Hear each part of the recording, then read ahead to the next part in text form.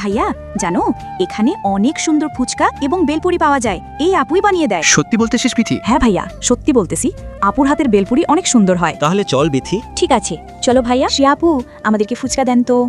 তখন শ্রিয়া সুজয়ের হাতে ফুচকা দিলে সুজয় মনে মনে ভাবে, আহা, মেয়েটি কত সুন্দর। এই মেয়েটিকে যদি আমি বিয়ে করতে পারতাম কতই না ভালো হতো। এই বিথি, তোর আপু তো অনেক সুন্দর, তার ফুচকাগুলো খেতেও অনেক সুন্দর। আহা, আমি মনে হচ্ছে ফুচকা খাচ্ছি না, অমৃত খাচ্ছি। এই যে ম্যাডাম, আপনার হাতের ফুচকাগুলো না অনেক সুন্দর লাগতেছে। ধন্যবাদ ভাইয়া। আচ্ছা, আমাদের খাওয়া তো শেষ, এখন আমি পেমেন্টটা করে দিই। কিন্তু আমি যদি এখন স্ক্যানার দিয়ে পেমেন্ট করি তাহলে তো তার নাম্বারটা পাবো না। আপু, আপনার বিকাশ নাম্বারটা দেন, আমি আপনাকে পেমেন্টটা করে দিই। তখন শ্রিয়া বোবাদের মতো কথা বললে এটা দেখে সুজয় এবং বিথি অবাক হয়ে যায়।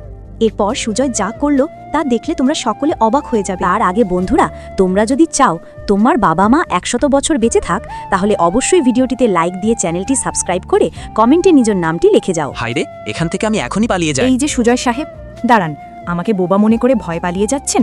আসলে আমি বোবা না,